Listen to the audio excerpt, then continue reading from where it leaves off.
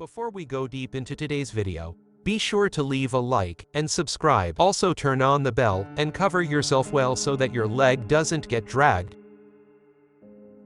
When I was a teen, I had the most emotionally powerful relationship I have ever experienced. Unfortunately, she had a bunch of issues, not the least of which was a major drug habit. We broke up, but remained close even after she got married. Often at her lowest points, I would be the one she would call for an emotional lift. Although we never did anything remotely close to cheating, it really seemed to help her when I told her not only have I never loved anyone like I had her, but at some level those feelings were still there. Eventually, she couldn't deal with being a drug addict and committed suicide. There's several interesting coincidences here. I had no recent contact with her and had never been to her house, so I had no clue what her house looked like. I also, for some reason, looked at a clock when I woke up. It was 2:23 am. I had a dream of her beautiful face moving closer and closer until we were staring at each other from a few inches apart, which was a thing we had done during the relationship. She gave me a sad, tired smile and said, "I thought you should know."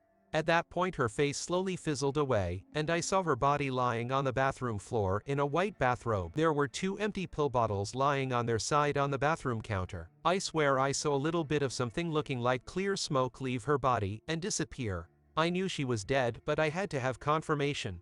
The next day I started calling everyone we both knew trying to find out what happened after she didn't answer her phone. Eventually someone gave me the number of her best friend. The friend didn't really want to talk, so she asked me what I knew. I described the dream to her in as much detail as possible. She didn't say anything for like a minute. Then she says, "You are totally freaking me out right now." It turned out that my dream was exactly accurate, including the listed time of death matching the end of my dream.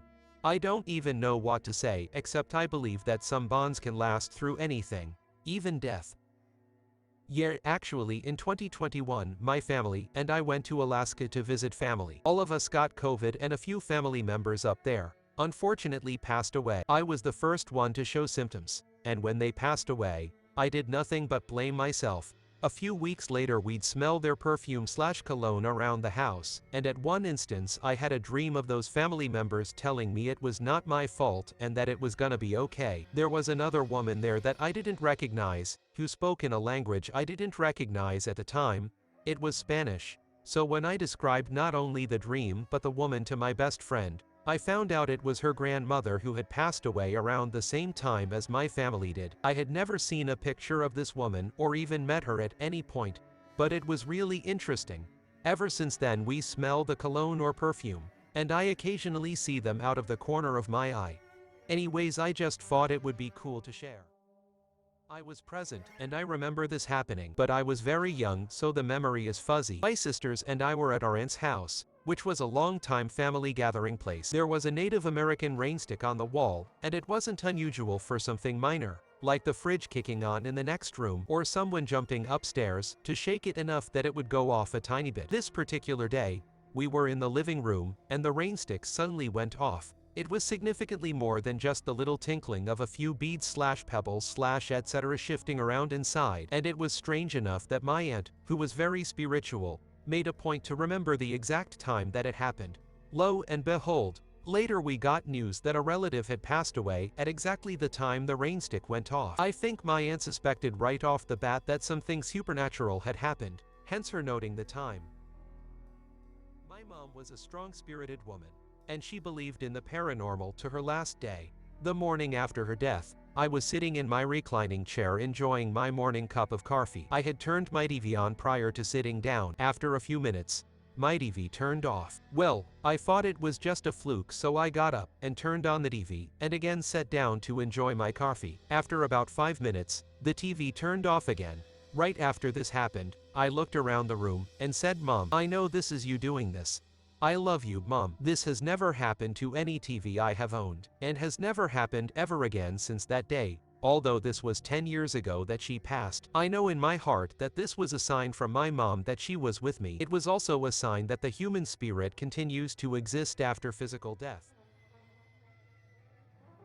When my granddad died, Dad's dad, my mom and dad were over with his brother about 15 miles away sorting out the funeral and stuff, leaving me and my brother and my son at home. We were just watching TV when all of a sudden I caught the faint but unmistakable smell of my granddad. I didn't say anything at first, But I noticed my brother looked a bit unnerved, so I just casually said, "Can you smell something odd?"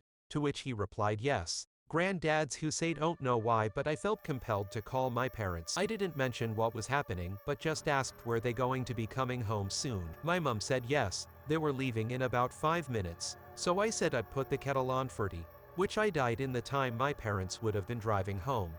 The smell got stronger and stronger to the point you could almost taste it. As they came in the front door, I heard my dad say, "What the hell? It's Dad." He then came in and had a pop at me and my brother for messing with Granddad's things until my mum reminded him that they hadn't brought any of his stuff home yet. You could see my dad was stunned. He had been a rabid disbeliever of anything paranormal until that point. He was very much when you're dead, that's it, but he did a 180 degrees turn that night. He even rang a friend of his who was a spiritualist and said, "I've ragged you before, but never again. I'm on your side now."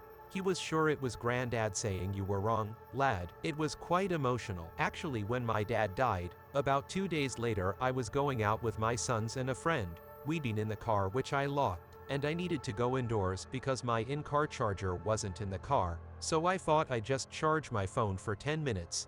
But could I find my chargers? No, neither of them. Couldn't understand it, and resigned myself to having to buy a new house charger and car charger. When we got to town and locked the car, we all got in, opened my glove box to get my medications out, and, like they'd been hurriedly stuffed in there, was my house and car chargers. I just remember chuckling, looking up and saying, "Thanks, Dad." It was so weird because they definitely weren't in there before, and I had the only key, even if my sons and friend had had the opportunity to put them in there.